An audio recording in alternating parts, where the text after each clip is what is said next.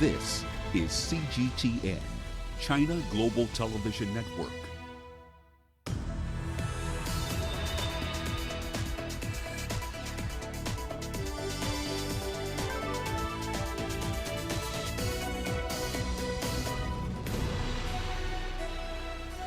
Hello there and welcome to Global Business Africa. We'll be giving you insight into Africa's business and financial markets. I'm Uche okoronkwo, coming to you from Kenya's capital, Nairobi. Let's start with a look at the markets. Now, emerging market stocks were bullish today as we saw a softer dollar and, of course, hopes that coronavirus cases were peaking prompt some buying in risk assets. Now, the MSCI's Developing World Stocks Index rose more than 1% on the day. It was set for its best week in 4 years.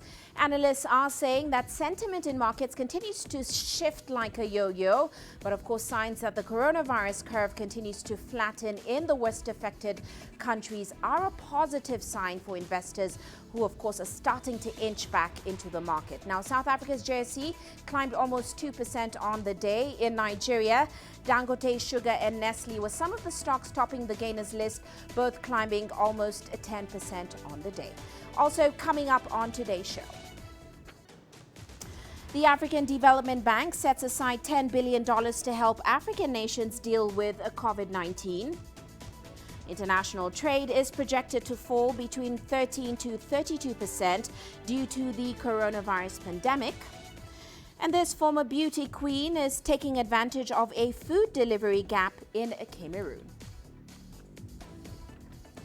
Now, the African Development Bank has launched a $10 billion COVID-19 fund. It is aimed at helping African nations confront this pandemic. The emergency credit facility includes $5.5 billion for sovereign operations in AfDB nations and $3.1 billion under the African Development Fund, which of course is the bank's concessional arm for fragile nations. Now, the bank will also provide an additional $1.35 billion for private sector operations. The AfDB joins other multilaterals from the International Monetary Fund to the World Bank in providing emergency funding to developing and low-income nations. The bank sold a record $3 billion debt issue last month in order to raise financing and help combat the economic fallout from this disease. Well, let's find out more on the bank's plans for these funds. The bank's Vice President for Regional Development, Integration and Business Delivery, Khaled Sharif, he now joins us on the phone in Abidjan. Great to have you on the show with us, sir. Now, how do you plan to deploy these funds, and are there any clear decisions yet as to which nations on the continent will be beneficiaries and how soon they'll receive this support? First, thank you very much for having me. As you rightly described, this is a $10 billion facility, and the objective of this facility is to combat various things that are adversely affecting the 54 countries on the African continent. First and foremost, obviously, the decline in oil prices. We have 6 countries that are major oil producers who have basically met their fiscal goals in 2020 that oil would be at about $50 a barrel, and now it's trading for about $30. Well, we are struggling somewhat with the sound quality there. We'll try getting back if possible. But thanks for joining us on the show. That was Khaled Sharif from the AfDB. Well, let's move on now. Staying with the African Development Bank, it has called for temporary deferment of the debt African nations owe to multilateral development banks and international financial institutions. The AfDB says this can be done by reprofiling loans to create fiscal space for nations to deal with the COVID-19 crisis. And then Shaoxi reports. According to a March 2020 bank report, these figures could reach $2.1 trillion in 2020. Tunisian authorities have welcomed the African Development Bank's initiative. We're facing a global health crisis, which has a negative impact on all the world economies, especially the most vulnerable countries. International donors, banks, and financial institutions must take responsibility. The African Development Bank is right. The world must adapt to this unique situation with unprecedented economic and social consequences. Experts say the COVID-19 could cost Africa a GDP loss between $22.1 billion in the base case scenario and $88.3 billion in the worst case scenario. The Africa Development Bank warned that Africa might fall into recession this year if the current situation persists. Tunisia would not be spared from this catastrophic scenario. African analysts estimate that the continent's total public debt could increase under the base case scenario from $1.86 trillion at the end of 2019 to over $2 trillion in 2020, compared to $1.9 trillion projected in a no-pandemic scenario. We were already suffering and tired before the coronavirus crisis. More state debt will only complicate the situation. I hope the world listens to our urgent request. The African Development Bank president said he supported the UN Secretary General Antonio Guterres' urgent call for special resources for the world's developing countries and for the suspension of debts of low-income countries in these fast-moving and uncertain times. The Tunisian Observatory of Economy has called on international banks and financial institutions to cancel the debt service of developing countries in 2020 without accumulation of interest and without penalties in order to reduce the economic impact of the COVID-19 crisis. Adnan Shawishi, CGTN, Tunis.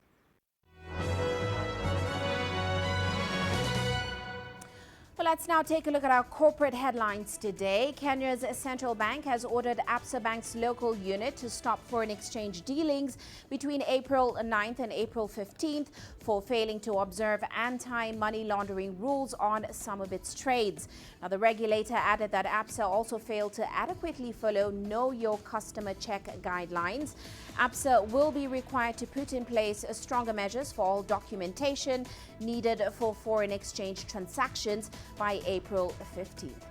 And top directors in Deloitte Africa have resigned. Thiru Pillay and Shamal Silvanskar resigned in the wake of a consulting contract dispute with South Africa's state power utility, Eskom. Now, Eskom took legal action against the consultancy firm, seeking to recover $11.4 million in fees, which were doled out to the firm despite its pricing being 5 times higher than that of its competitors.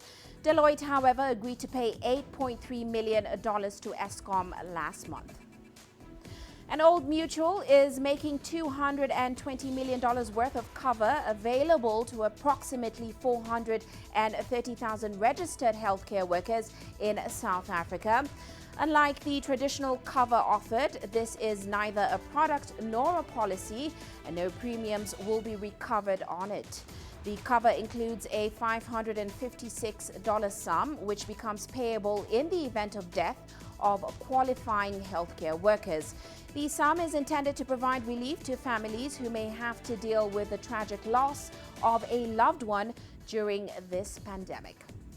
And German airline Lufthansa will close its Germanwings low-cost airline as part of a broader overhaul, including capacity cuts across the group. The group says the coronavirus had forced it to accelerate radical restructuring steps. The fate of Germanwings has hung in the balance as the low-cost sector came under pressure. That's after a suicidal pilot deliberately flew a jet into a mountainside in 2015, killing all 150 people on board. And that is a look at our corporate headlines.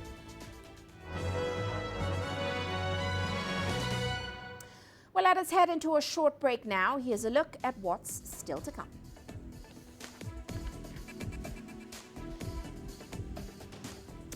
President Felix Tshisekedi's chief of staff arrested for alleged corruption in the DRC.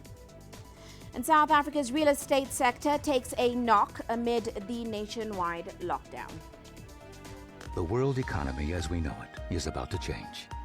Global business reports highlight emerging markets, developing countries, and dynamic sectors worldwide. We feature top analysts and newsmakers to provide perspectives on every facet of business. From an on-the-ground perspective, we provide you with balanced and objective assessments. Fast, sharp, and insightful. Global Business. Only on CGTN. Every story starts out like this. Okay. We'll head up now.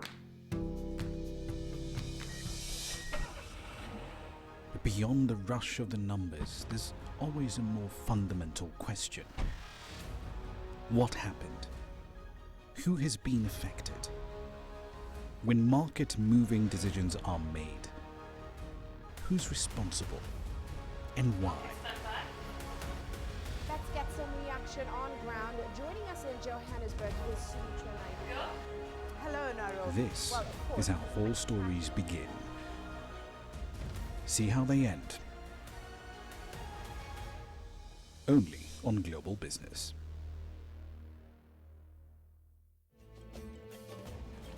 There's more to this place than just glorious landscapes.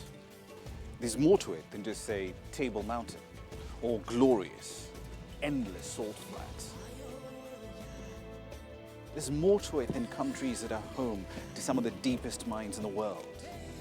There is so much more to this place, even if it is home to some of the finest diamonds on the planet. It is the sheer diversity of the people who call Southern Africa home, and the relentless drive to make it a better place that make it so special. And we know that because this too is home.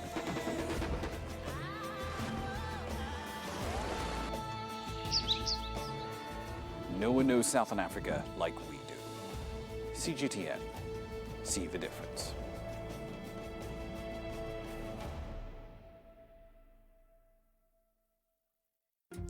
Africa is the nexus of enterprise, and Global Business will tell you why it matters. From the mega investment projects to multi-billion-dollar mergers and acquisitions. Africa today collects, just in terms of revenues from taxes alone, $545 billion a year. If you take 10% of that and you devote it to the energy sector, problem solved.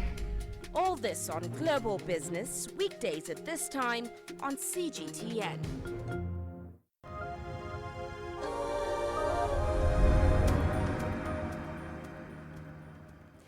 Welcome back. Now, the Chief of Staff to the President of the Democratic Republic of Congo has been arrested.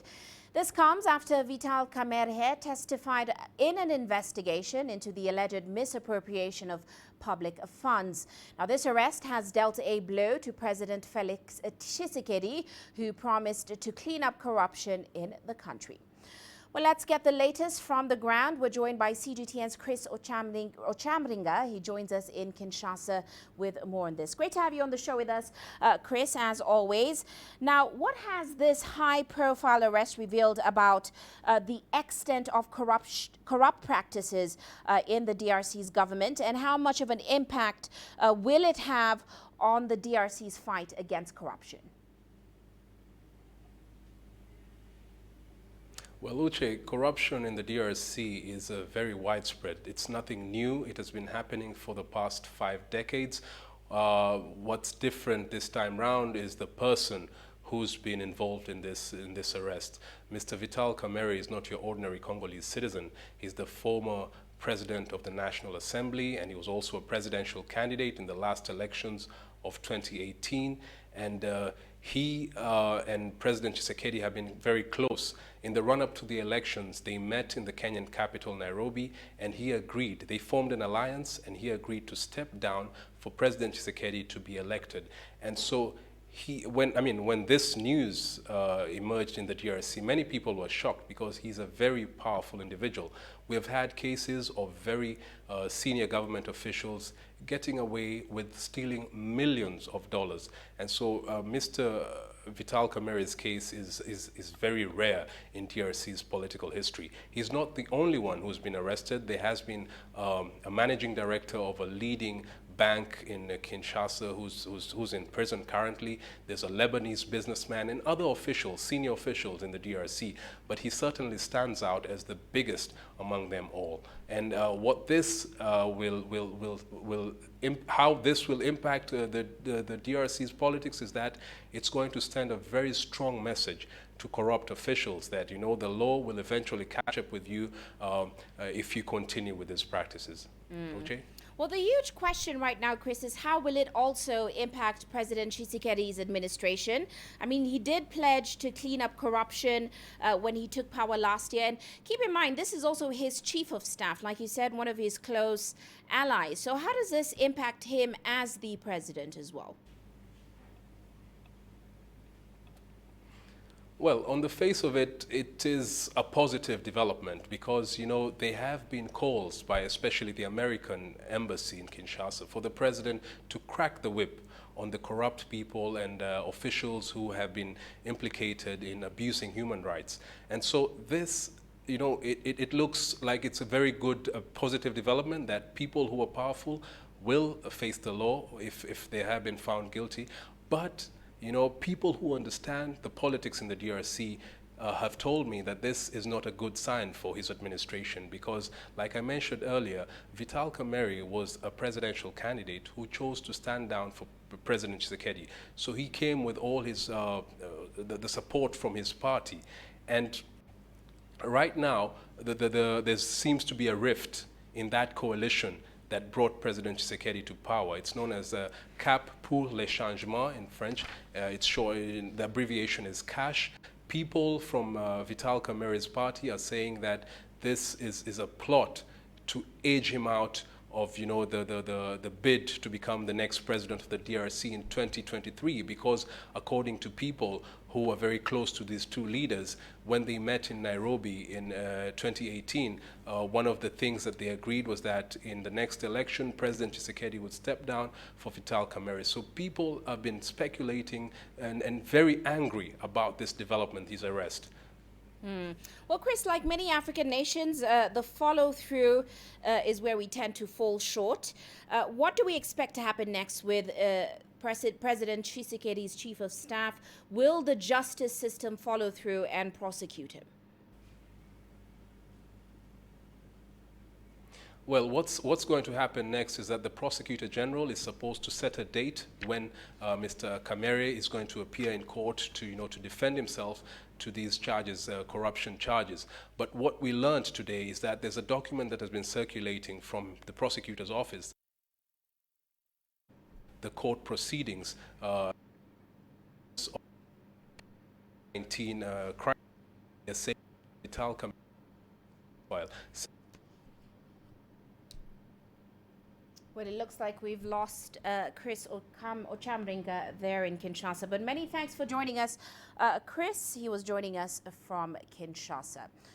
Well, let's move on now to another top story today. South Africa's real estate property sector is being battered at the moment. The economy is weak.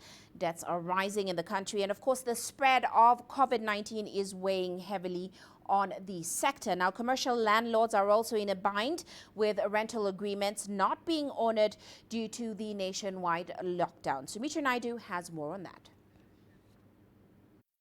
South Africa's listed property sector showed a 48% loss in the first 3 months of this year. It's the worst quarterly performance in history.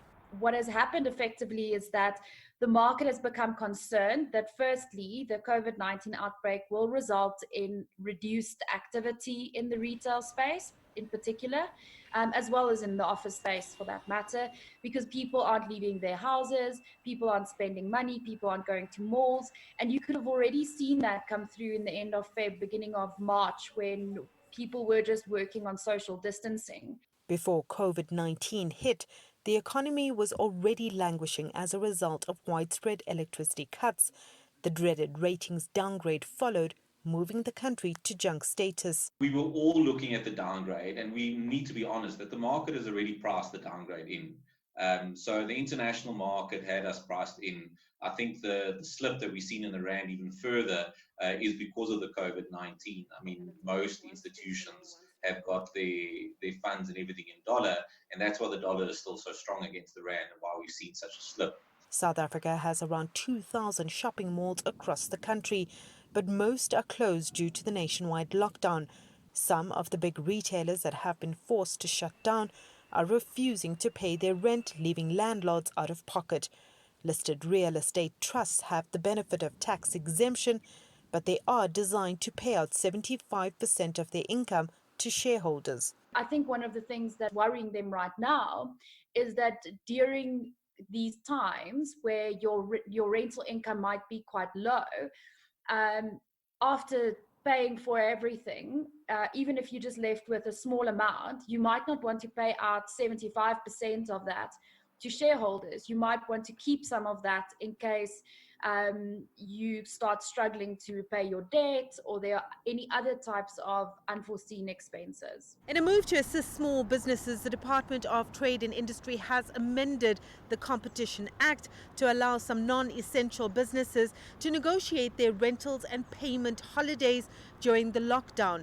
This amendment, though, doesn't include some of the bigger, more established retailers. Sumitra Naidu, CGTN, Johannesburg, South Africa.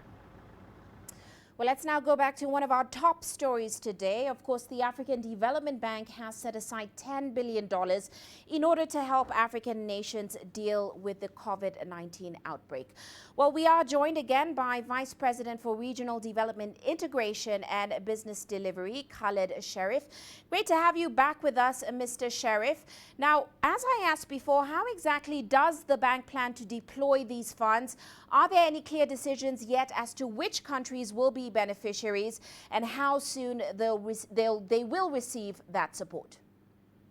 Absolutely. Thank you for having me. Our $10 billion facility is meant to help the fiscal stress that the 54 regional member countries that represent the African continent are currently struggling with. So as you know, oil prices, which for 2020 were expected to average in the neighborhood of about $50 a barrel, are now struggling to be in the mid-20s, even in the low 20s, if not high teens. So obviously, we have 6 countries that are major oil exporters, and those countries today are struggling with fiscal deficits because they have planned their budgets on oil being at $50 a barrel and now have to manage with $20 a barrel. Similarly, the fiscal stress is because commodity markets are also down, depending on the commodities, 20 to 30%. So for West African nations, things like coffee beans, cocoa beans are not at prices which were expected and are about 30% off their highs from December, January. So our facility is meant to help those countries that are dependent on exports of major commodities, that are dependent on oil exports, and also depend on tourism, countries like South Africa, countries like Kenya, countries like Egypt, where tourism revenues have basically dried up. Additionally, we have countries that also find major sources of foreign exchange coming from workers' remittances, and with unemployment on a very high upsurge in Europe and in the United States, workers' remittances are also drying up on the continent. So our facility is going to look at every individual country's fiscal stress and is going to provide stimulus to help countries get by this very difficult time. Now, you also mentioned that about $1.35 billion will be devoted to private sector operations. What kind of private institutions will have access to these funds? And certainly, how much of it will go towards small and medium enterprises, which, of course, we know are quite large in Africa? Well, this will be prioritized by the member countries of the African Development Bank. But the most important thing is obviously the realization that you are dealing with a situation as it stands now where very large private sector enterprises, medium and small scale enterprises are struggling just to survive, with over 20 countries facing a shutdown, a literal lockdown. So many private companies are on the verge of bankruptcy. they need immediate liquidity. That facility is there to provide it. So it is up to the member countries to decide whether they need support to make sure that vital infrastructure is maintained, to make sure that debt repayments are made on time so credit ratings are not adversely affected, or whether they'd like to direct these resources to support key private sector institutions in the countries adversely affected. Right. And very quickly, how soon will we see these funds made available to these sovereigns? As early as next week. So we are processing the first requests now for payment. Our objective is to make sure that there's also a viable social safety net, especially in the countries that depend on one or two primary exports that may have now curtailed primarily because trade is on the downfall or because commodity prices are not where they should be.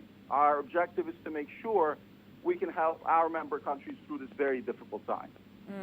Now, very quickly, are there any other interventions that the AfDB has in the pipeline to help member states or member countries address this pandemic? We know, of course, you had the $3 billion three-year social bond issue last month. Anything else coming up? Yeah, so basically the combination of our bond and the combination of our crisis relief facility is also combined with the lending program that we have on the continent that we may not see as being fit for purpose any longer. So we are trying to think through with our member countries now how we can move resources from across different envelopes that represent our lending and grant programs to make sure that the kind of stimulus that's needed is actually there. Please keep in mind that the U.S. is looking at stimulus in the neighborhood of between $1 to $2 trillion just this next year alone. Europe is looking at stimulus across several countries in excess of $3 trillion. For Africa, that stimulus has to come from somewhere, and it's the same kind of stimulus to keep state enterprises from not failing, to keep private sector companies from not failing, to make sure pension payments are made, payroll is made, and that's going to need everyone to work together across the multilateral and bilateral communities with the governments to make sure that that does not happen. Now, the AfDB had projected a growth of about 3.9% in 2020, 4.1% in 2021 on the continent. How bad do you think the economic fallout of this pandemic will be, and how will it impact the AfDB's projections going forward? Well, the projections as they stand now are consistent with the projections that you're seeing from the International Monetary Fund. I think it is safe to say that Africa will be lucky if it sees positive growth in 2020. And if that positive growth happens, it will be somewhere in the neighborhood of 1 or 2% at best. Now, obviously, this signals a very serious concern for a very young continent, for a very fast-growing labor force, that 1 or 2% growth is simply not going to create the jobs that are needed for the continent. So hopefully this is just a downtick as a result of COVID-19. And remember, what's very important for your viewers to know, it's not the virus that's adversely affecting Africa. We don't have an example of a major city in crisis yet, and thankfully. But it is the fallout from so many different factors, like the drop in oil prices, commodity prices, tourism driving up, that is causing a very difficult situation, a dire situation for many African countries. Right. Well, many thanks for your insights there, Mr. Sheriff. That was Khalid Sheriff, Vice President at the African Development Bank. Well, very quickly, we have to move on now because President Cyril Ramaphosa has been addressing the nation on South Africa's continuing efforts to contain the spread of the coronavirus. Let's listen in. Liquidity into the economy. One of the biggest challenges that all countries in the world are facing at the moment is the shortage of medical supplies to fight the coronavirus, the shortage of masks, personal protective equipment, and many others. Now, as a country, we have had to rely on our own capabilities to supply some of these goods, but we have also had to source supplies from other countries. In recent weeks, we have seen a massive mobilization of South African business, labor, academics, and government agencies to build the stocks of medical and other equipment needed to fight this virus. We have, for example, established the National Ventilator Project to rapidly mobilize the technical and industrial resources of our country to manufacture non-invasive ventilators, which can be used to support patients that are afflicted by the disease. Other projects are focusing on increasing the local manufacture of protective face masks, hand sanitizers, and pharmaceutical products which can be used by healthcare workers and the public at large. As the third part of our coronavirus response, we have been working to provide basic needs such as water and to maintain the reliability of food supply to the poorest South Africans. We have also expanded the provision of food parcels, and we have provided our spaza shops with financial support who need it. To date, government has delivered over 11,000 water storage tanks to communities in need across the country, and many of these have already been installed. In addition, 1,000 water tankers have been provided for the delivery of water. Several homeless people have been accommodated in 154 shelters.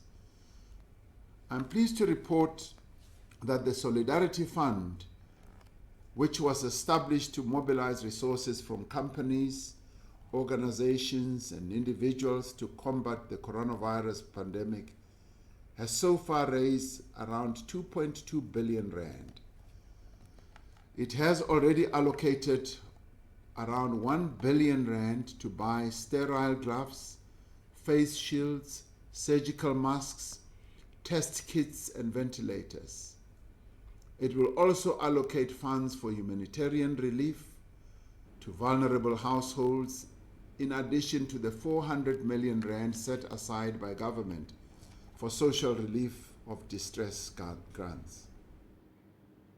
Of course, that's President Cyril Ramaphosa addressing the South African nation. He has announced a plan to extend the lockdown for another 2 weeks. Well, let's take a quick break now. Here's a look at what's still to come. International trade projected to fall between 13 to 32% due to the coronavirus pandemic. And France enters a recession as it battles COVID-19.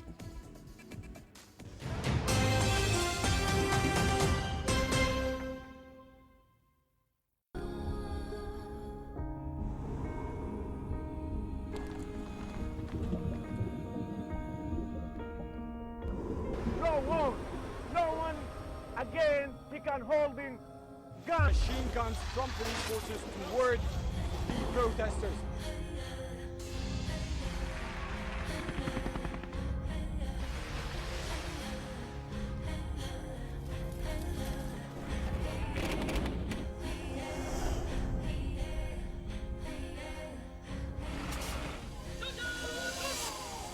Were you worried about your life at that particular time?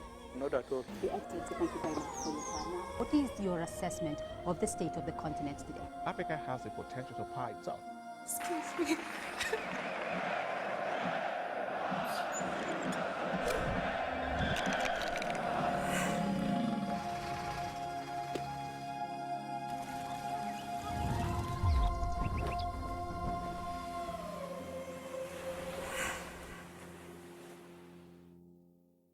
Business in Africa is at a crossroads. We celebrate those who are adopting and thriving despite the challenges, from grassroots to big businesses. Global Business takes you along for the ride as we track the making of a giant. Only on CGTN.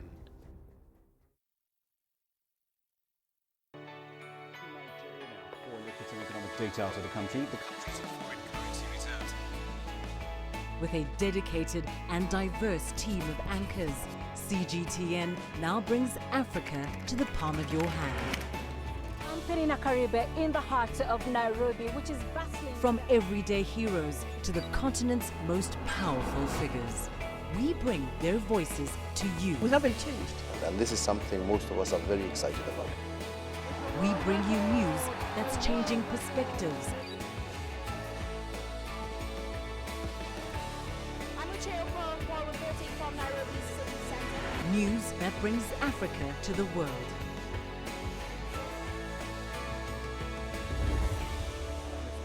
CGTN. See the difference.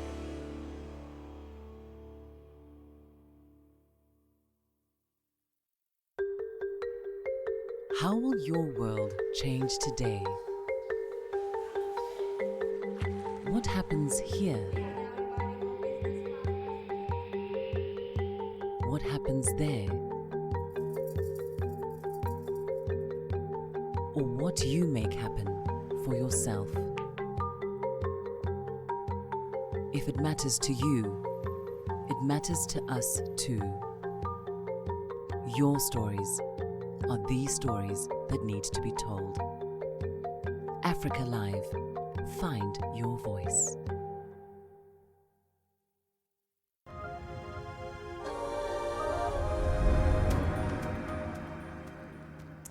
Welcome back. Now, Saudi Arabia and Russia, in partnership with other OPEC Plus member states, have reached an agreement to cut oil output by 10 million barrels per day. The alliance held a meeting through video conference and agreed to slash production over the next 2 months. The tentative deal is expected to lift the market from a pandemic-driven collapse. The Organization of Petroleum Exporting Nations is also seeking cuts of as much as 5 million barrels a day from Group 20 countries. This comes after a long, devastating oil price war that threatened the stability of oil-dependent nations. And moving on now, the international trade has been predicted to suffer a fall of international trade has predicted that it will suffer a fall of between 13 to 32% this year due to the COVID-19 pandemic. The World Trade Organization says in a fresh report that the drop could be worse than during the global financial crisis. It also adds that the wide range in its forecast was due to the unpredictable nature of the pandemic. Now, governments worldwide have locked down businesses and travel to contain the outbreak, and that's hit supply chains. The WTO also noted the scale of any recovery next year is equally uncertain. However, WTO Director General Roberto Azevedo says the global economy could bounce back if countries work together instead of acting alone. The trade will fall steeply in every region of the world and across all sectors of the economy. In an optimistic scenario, our economists see the volumes of global trading goods tumbling by 13% in 2020. Now, if the pandemic is not brought under control and governments fail to coordinate policy responses, the decline could be 32% or more. Meanwhile, Europe's biggest economies have begun counting the cost to growth from the coronavirus crisis as leaders across the continent struggle to reach an agreement on how to mitigate its impact. Now, France foresees an estimated 6% contraction in GDP in the first quarter of the year as it now enters a recession. Well, CGTN's Ross Cullen reports from Paris. France is the third largest economy in Europe and the sixth biggest in the world. Now it's tipped into recession as the coronavirus pandemic continues to impact businesses and growth nationwide. The government set aside hundreds of billions of dollars so far, with further measures expected. Sector by sector, the results are dramatic. The fact employees can't go to work and can't produce has an impact on the turnover of all companies of almost all sectors. The more companies take on debts to face the crisis, the harder it will be to get back on track. The picture in hospitals and care homes is getting bleaker, with things hardly any rosier among producers. We're all in danger if the government doesn't help us. We can't just turn to banks and get into debt for when we come back, as we don't know what to expect. I just don't know. I take each day as it comes. Faced with declining demand and a lack of foreign labour, French farmers are anticipating a difficult season.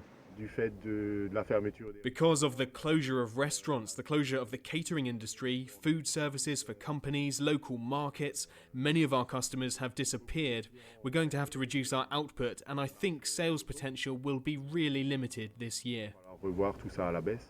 The airline industry is also hurting, hit by economic turbulence from the pandemic. A bailout for flag carrier Air France KLM, worth more than $6 billion, is a realistic possibility, according to the government.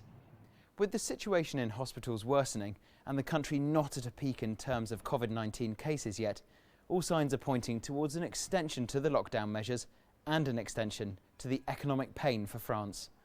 Ross Cullen, CGTN, Paris. Well, let's head to the U.S. now. The last 2 weeks of March saw a record 10 million Americans file for unemployment benefits. Now, those laid off are now pinning their hopes on additional benefits from the federal stimulus package, which was recently approved by Congress. CGTN's Eddie's Tiansan is in Los Angeles with a look at whether benefits from the stimulus package are making their way to small businesses. When California ordered non-essential businesses to close down, many assumed the measure would last for about 2 to 3 weeks. We closed our stores about 3 weeks ago. So since then, we just spend all our times at home, and we didn't do anything else. We're just waiting right now. Umut has gone from managing 2 boutique stores in Los Angeles area to filing for unemployment, joining the record number of roughly 2.3 million Californians, according to the latest estimate by the governor. They could benefit from the federal coronavirus relief bill, which includes up to $600 in unemployment payments on top of the state compensation. But it could still take weeks for those funds to flow. I haven't got any check from the government, and I think I'm gonna apply for the business SBA loan also for the small businesses, because we have 2 stores, and each store our loss is about, I would say, $25,000. So total it's gonna be around $50,000. Some of the smaller businesses, especially in areas like these, have been hit particularly hard by the closures. We're in Hermosa Beach, and this is considered prime location. Normally you would have hundreds of people on these streets, and these stores pay some of the highest rents in the whole city. And yet, given the current circumstances, there's no one outside, and these businesses haven't been making any profit in recent weeks. We're not gonna pay probably 2 months rent because we don't have any revenue right now to pay the rent, and I hope all the landlords will understand. California has already offered protections for renters against evictions and mortgage relief to homeowners for at least 3 months. For economists, the key question is, are these layoffs just temporary, or when this crisis is over, will people be able to get back to work pretty quickly? The longer it takes to resolve this crisis, the longer these lines will get outside workforce centers across the country, and the less chances small businesses will have of ever coming back. Without government help, I don't think so those small businesses will survive. Few could have foreseen the full impact of this pandemic on our daily lives. But with the U.S. unemployment heading towards its highest level since the Great Depression, many Americans are bracing themselves for a possible recession. It is Tianshan, CGTN, Los Angeles. Well, let's shift focus now. Here's a quick look at how commodities performed today. Oil prices rising again today on expectations that the world's largest oil producers will agree to cut production at, of course, the meeting that just finished. Now, Brent crude futures rose almost 3% to hover around $33 a barrel. But analysts are still skeptical about how effective an OPEC Plus cut will be in shoring up prices going forward. Meanwhile, gold prices inching higher today on a weak dollar. There is also improving risk sentiment on hopes that the novel coronavirus pandemic is now nearing a peak. Traders are saying with the dollar showing signs of weakness, gold prices will remain supported. But of course, stronger equities took the edge off investor appetite for gold today, but it did not completely eliminate it. Well, let's take a short break now, still to come.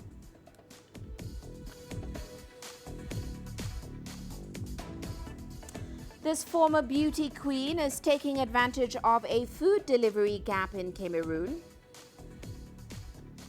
And hair extension businesses are coining it in the Republic of Congo. Images may appear to be identical, but looks can be deceiving. The difference is not always obvious.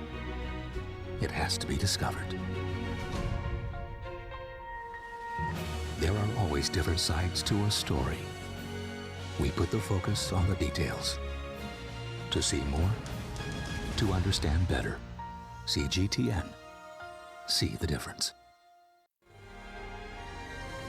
The greatest journeys, the greatest sights, the greatest adventures. Here in Panata, this weir allows the locals to walk on water. We're far more than just TV news. We're your passport to the wonders of Africa. To bring you stories of struggle, survival and hope.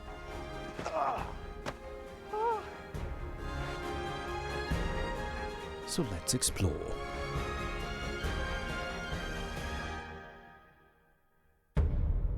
CGTN. See the difference.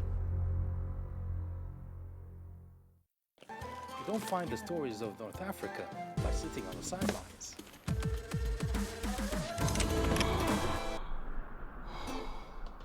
No one else will take you where we can in North Africa. And no one else will show you what it's all about. CGTN, see the difference.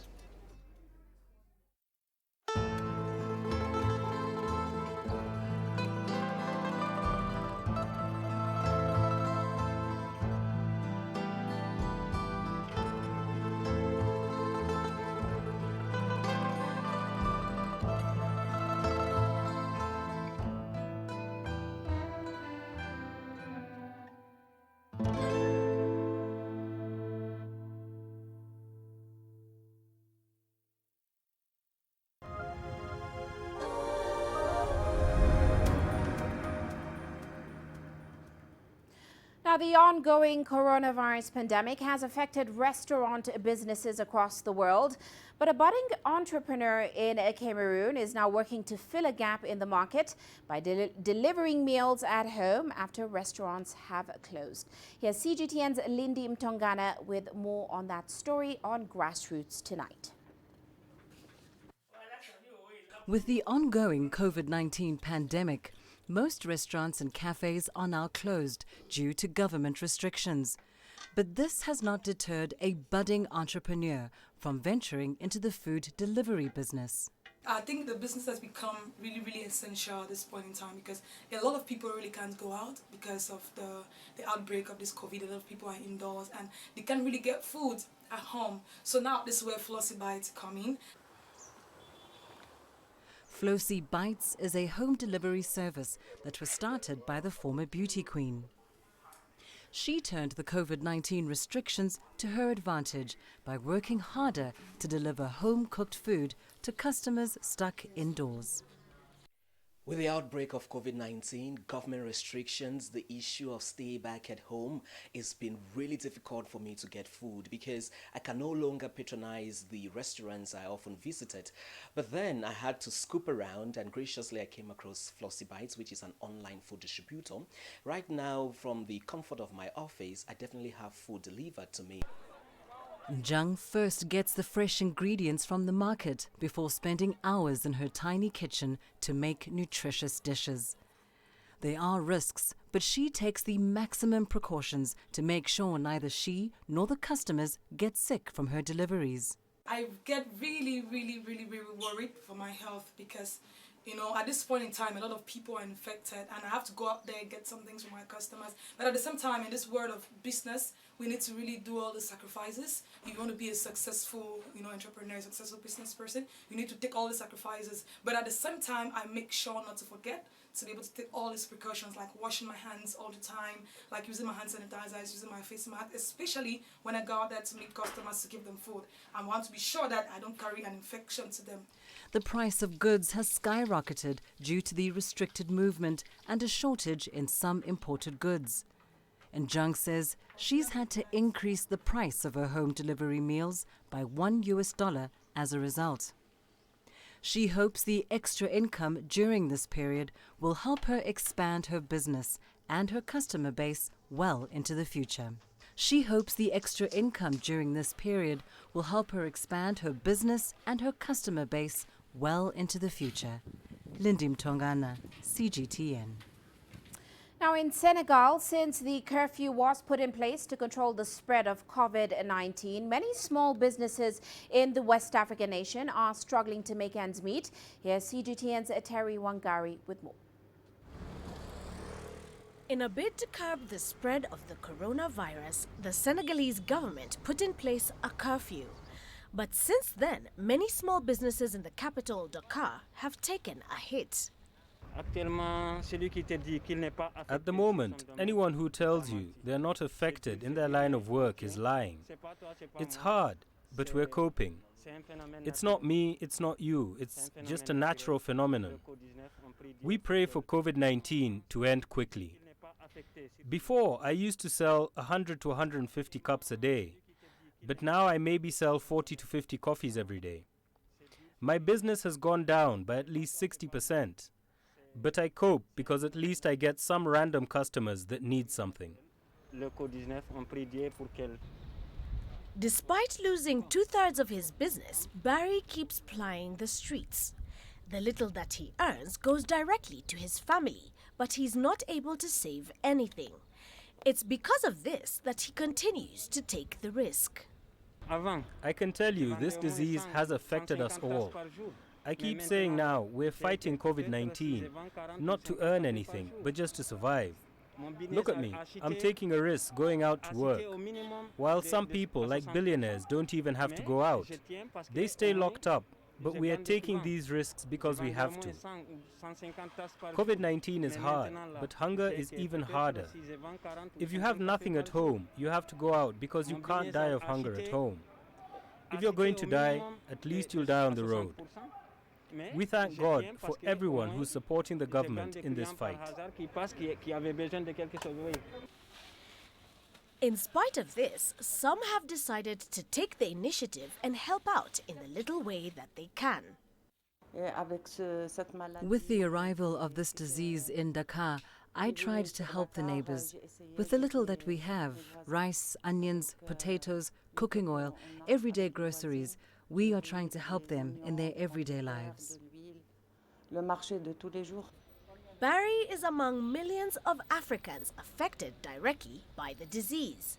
And while Saida's efforts are welcomed, a lot more is needed for people like Barry to survive during this pandemic.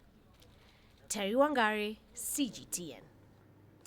Well, let's head now to the Republic of Congo, where imported hair extensions have become a much sought-after commodity. The lucrative multi-billion-dollar industry has created numerous business opportunities and has encouraged many women in the Central African nation to invest in it. Well, CGTN's Daniel Arap Moy brings us the story of a Congolese woman eking out a living from handmade wigs in the capital, Brazzaville. Fashionable Congolese women in Brazzaville are increasingly getting tempted by the ease of changing their style with wigs made of human hair. Whether it's braiding or attaching extensions, Olivier Molopo has been doing it all for years. These are wigs that we make, and we call them cabello. We braid them to make wigs that we sell to our customers. However, economic conditions have become difficult compared to our early days, but we're holding on. With dozens of plastic packages filled with bundles of diverse specifications, Molopo offers their customers a variety of wigs at affordable prices. But business has not been doing well lately due to the coronavirus pandemic. We buy accessories from China, but since the outbreak of the coronavirus pandemic, it's been very difficult because prices have gone up. For example, wholesale price, which used to be sold at 4,000 CFA, has now gone up to between 6,500 to 7,000 CFA. For clients to choose and verify the quality of products on offer, Molopo displays are wigs based on color and length. According to estimates, Africa's market for wigs, weaves and hair extensions is worth over $5 billion a year and growing quite rapidly. China remains Molopo's source of pride as most of our products come from the Chinese city of Uche. Daniel Arap Moy, CGTN, Congo, Brazzaville. Well, before we leave you tonight, here's a quick look at how Africa's currencies performed. Kenya's shilling was under pressure due to dollar demand from, of course, its energy sector and merchandise importers. That's amid little foreign exchange inflows to offer support to the currency. South Africa's rand set for its fourth day of gains this week. That's its longest daily winning streak in 4 months. Risk appetite has improved on the hopes that COVID-19 may be peaking. The local currency tested that 18 rand per dollar level, which of course strengthening to its best level in a week. Well, that's it for this edition of Global Business Africa. Remember, you can send your feedback to the contacts on your screen. You can also follow us on our various digital media platforms. From me, Uche, Okoronkwo, and the rest of the team, thanks for watching.